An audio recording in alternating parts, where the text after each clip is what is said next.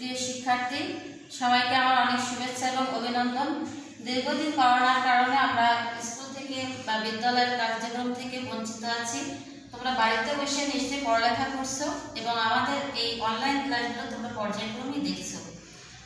আজ আমি তোমাদের সামনে উপস্থিত হয়েছি ষষ্ঠ শ্রেণীর শারীরিক শিক্ষা স্বাস্থ্যবিজ্ঞান বই থেকে বয়স সন্ধিকাল এবং আমাদের বয়স সন্ধিকাল সম্পর্কে যে অধ্যায়টা আছে সেটা নিয়ে আমি কিছু আলোচনা করব। আশা করি তোমরা এই ক্লাসটা সবাই মনোযোগ দিয়ে দেখবে এবং আমি যে ক্লাসের যেটা বলছি এটা তোমরা খাতা কলম নিয়ে সেটা লিখবে এবং বাড়িতে বসে চর্চা করবে। আজ আমি আলোচনা করব এটা হচ্ছে আমাদের জীবনে বয়স সন্ধিকাল। একটি শিশু যখন জন্মগ্রহণ করে তখন সে জীবনে অনেকগুলো ধাপ বা পর্যায় পার হয়ে তারপর সে বড় হয়। আর তার সেই বড় হওয়ার প্রথম ধাপই হচ্ছে বা প্রথম যে পর্যায়টা হচ্ছে সেটা হচ্ছে তার শৈশবকাল। আর এই শৈশবকালের ব্যক্তিটা আমরা ধরে থাকি 0 থেকে 5 বছর পর্যন্ত। এই সময়টাকে বলা হয় তার শৈশবকাল। 6 থেকে 10 বছর পর্যন্ত যে সময়টা একে বলা হয় হচ্ছে তার বাল্যকাল। 10 থেকে 18 বছর বয়স এই সময়টাকে আমরা বলে থাকি তার কৈশোরকাল। একটি শিশুর শৈশব এবং কৈশোরকালের মাঝামাঝি যে সময়টা, এই সময়টা একটা সেতুর মতো কাজ করে তাদের জীবনে। এই সময়টাকেই বলা হয়েছে বয়স সন্ধিকাল। কি বললাম বলো তো? বয়স সন্ধিকাল বললাম। তাহলে আমরা আরেকটু জেনে নিই যে একটি শিশু যখন বেড়ে ওঠে তার শৈশব থেকে কৈশোর, এই কৈশোর এবং শৈশবের মাঝামাঝি যে সময়টা, এটা তার জীবনে একটা সেতুর মতো কাজ করে। এই সময়টাকেই বলা হচ্ছে বয়স সন্ধিকাল। কি মনে থাকবে তোমাদের? এরপরে আমরা আসি, দেখো বয়স সন্ধিকালে কিছু পরিবর্তন আসে ছেলে এবং মেয়েদের। এই পরিবর্তন কিন্তু 3 ধরনের হয়। কয় ধরনের হয়? 3 ধরনের। কি বলতে পারবে তোমরা যে কয় ধরনের পরিবর্তন আসে? 3 ধরনের পরিবর্তন আসে। ঠিক বলেছ। প্রথম আছে দেখো শারীরিক পরিবর্তন হয়, যেটা আমাদের এখানে লেখা আছে। একটু দেখো সবাই ভালো করে যে পরিবর্তনটা প্রথমে আসে শারীরিক, তারপরে আসে মানসিক, এরপর আসে আচরণিক পরিবর্তন, যা তোমরা নিজেরাও কিন্তু নিজেদের মধ্যে থেকে বুঝতে পারছো যে এখন তোমরা আস্তে আস্তে বড় হচ্ছ এবং নিজেদের যে পরিবর্তনগুলো হচ্ছে শারীরিক, মানসিক এবং আচরণিক, এটা তোমরা নিজেরাও কিন্তু অনেকখানি বুঝতে পারছো। তারপরেও আমরা একটু বলবো, দেখো যে শারীরিক যে পরিবর্তন আসে এটা ছেলে এবং মেয়ে উভয়ের মধ্যে আসে। যেমন গলার স্বর এটা মোটা হয় বা ভাঙা ভাঙা স্বর হয়। তারপর আমাদের শরীরের যে হাড়গুলো আছে এটা মোটা হয় এবং বড় হয়। এরপরে আছে দেখো আচরণিক কিছু পরিবর্তন আসে। সেটা হচ্ছে কি যে কৌতূহল, মানে মানুষের ছেলে মেয়েদের ভিতরে যে কৌতূহলী মন, সেই কৌতূহলটা বাড়ে এবং এরা অজানা বিষয়ের প্রতি এদের আগ্রহটা বেশি হয়। মানসিক পরিবর্তন যেটা হয়, সাজগোজ করতে খুব পছন্দ করে, একা থাকতে ভালোবাসে এবং এরা দুঃসাহসিক যে ঝুঁকিপূর্ণ কাজ, এই কাজগুলো করার প্রতি তাদের আকর্ষণ বাড়ে। কি বন্ধুরা, তোমরা ঠিক করে লিখে রাখছো তো? আমরা কিন্তু এরপরে এগুলো নিয়ে আবারও তোমাদের সাথে আলোচনা করব।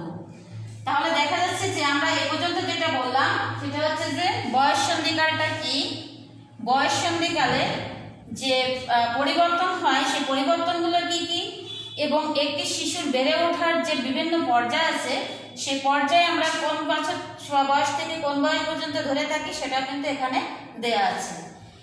দেখো এই বয়স সন্ধিকালে কিন্তু আমাদের এই ছোট থেকে বড় হওয়ার মাঝে অনেক সমস্যার আমরা সম্মুখীন হই এবং এই সমস্যার সম্মুখীন হওয়ার পথে কিন্তু যে সমাধান আমরা পেয়ে থাকি এটা কিন্তু আমাদের মা বাবা, ভাই বোন বা তোমাদের যে শিক্ষক আছেন এদের কাছ থেকে কিন্তু আমরা পেয়ে থাকি। কারণ আমাদের যে শারীরিক এবং মানসিক যে পরিবর্তন হওয়ার পরে আমরা অনেক সময় দুশ্চিন্তাগ্রস্ত হয়ে পড়ি, কাউকে কিছু বলতে পারি না।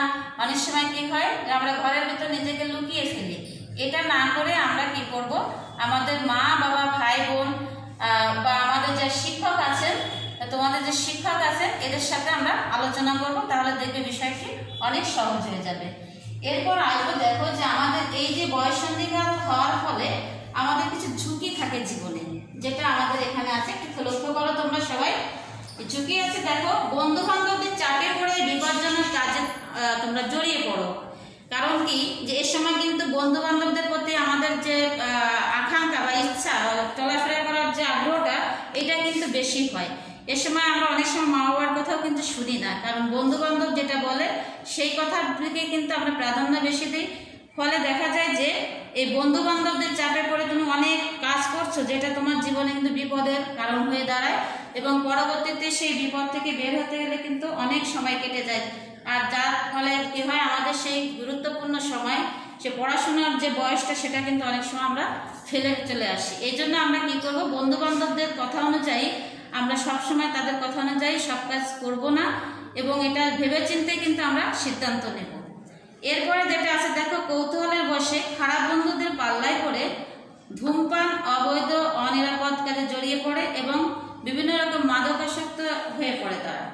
এটাও কিন্তু বন্ধুরা তোমরা বুঝতে পারছো যে আমি এটা এখানে কি বলতে চাচ্ছি, যে বন্ধু বান্ধবরা এ বয়সে কিন্তু অনেকটা কৌতূহলী হয়। দেখা যাচ্ছে যে এ সময় বিভিন্ন ধূমপান করে তারা, যে সমস্ত কাজ আমাদের জন্য ঝুঁকিপূর্ণ বা সমাজের স্বীকৃত নয় সে সমস্ত কাজ, যেমন চুরি, ডাকাতি, ছিনতাই, এই সমস্ত কাজ কিন্তু আমরা করে ফেলি। এবং এখন দেখো যে মোবাইলের যে ব্যবহার, এই মোবাইলের ব্যবহারের ফলে কিন্তু আমরা অনেক সময় অনেক ধরনের অপরাধমূলক কাজে জড়িয়ে পড়ছি এই বয়সটাতে। এই জন্য আমরা এই সমস্ত বন্ধুর থেকে একটু দূরে থাকব। বয়ঃসন্ধিকাল যেহেতু ছেলে মেয়েদের অনেক অজানা বিষয় থাকে যা তারা বলতে পারে না বন্ধু বান্ধবদের সাথে, এই জন্য আমরা অভিভাবকদের প্রতি একটু সচেতন দৃষ্টি রাখতে হবে, এবং অভিভাবকরা ছেলে মেয়েদের সাথে বন্ধুসুলভ আচরণ করবে যাতে তারা তাদের এই সমস্যাগুলো সঠিকভাবে বলতে পারে এবং সঠিক সমাধান পেয়ে তারা এই বয়ঃসন্ধিকালের এই সময়টা যাতে আনন্দঘন পরিবেশে বা সুন্দর পরিবেশে তারা চলতে পারে সেদিকে অভিভাবকদের খেয়াল রাখতে হবে। আর এই সময় আসলে প্রয়োজন কিন্তু পুষ্টিকর খাবারের, কারণ বয়ঃসন্ধিকাল হচ্ছে শিশুর বেড়ে ওঠার একটা পর্যায়। এই সময় যদি সে পুষ্টিকর খাবার না পায় তাহলে কিন্তু তার এই বেড়ে ওঠাটা ব্যাহত হবে এবং সে শারীরিকভাবে মানসিকভাবে ভেঙে পড়বে। পরবর্তীতে সে কিন্তু কোনো ভালো কাজ করা বা ঝুঁকিপূর্ণ কাজ করা বা পড়াশোনায় সে মনোযোগী হতে পারবে না, কারণ আমরা তো জানি শরীর সুস্থ থাকলে মন সুস্থ থাকে, মন সুস্থ থাকলে কিন্তু পড়ালেখা বা অন্যান্য যে কোনো কাজে আমরা সহজেই করতে পারবো। তাই শিক্ষার্থী বন্ধুরা, তোমরা এ সময়ে বাড়িতে বসে বয়ঃসন্ধিকালের সময় পুষ্টিকর খাবার খাবে এবং নিরাপদ ও পরিষ্কার পানি পান করবে। আর যেহেতু এখন করোনা মহামারী চলছে, আমরা অনেকেই বাইরে ভালো বেরোতে পারি না, এই জন্য তোমরা কি করবে, বাড়িতে বসে নিরাপদ পানি দিয়ে সাবান দিয়ে বারবার হাত ধুবে এবং করোনা মহামারীর মোকাবেলার জন্য বাইরে গেলে অবশ্যই তোমরা মাস্ক ব্যবহার করবে। এবার আসি বন্ধুরা, আমরা যে পড়াটুকু এখন পড়লাম, তোমরা তোমাদের কাছে নিশ্চয়ই ষষ্ঠ শ্রেণীর বইটা আছে, এই বইটা বের করো এবং তোমরা দেখো তোমাদের বইয়ের চতুর্থ অধ্যায়ে আমাদের জীবনে বয়ঃসন্ধিকাল এই অধ্যায়টা আছে। এখানে এই বইয়ে তোমরা সুন্দরভাবে আরও লেখা আছে, আমরা যতটুকু বললাম এটা তো আছে, এর থেকেও আরও বেশি আলোচনা করা আছে। তোমরা বাড়িতে বসে এটা সুন্দর করে পড়বে এবং সুস্থ সুন্দর থাকবে, এবং বাড়ির আঙিনা চারিপাশ পরিষ্কার পরিচ্ছন্ন রাখবে এবং নিজে পরিষ্কার থাকবে, অন্যকে পরিষ্কার পরিচ্ছন্ন রাখবে। সবাই ভালো থাকবে, সুস্থ।